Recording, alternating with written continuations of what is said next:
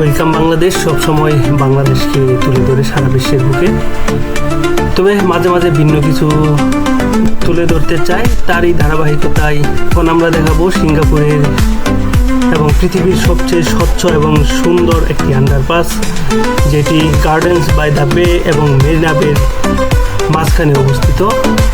এই garden by the বে এবং মেরিনা বের মাঝখানের সংযোগস্থলে একটি স্বচ্ছ কাচের এবং নানান ধরনের ইন্টেরিয়র দিয়ে এবং নানান ধরনের গ্লাস দিয়ে সাজিয়েছে এই আন্ডারপাসটি।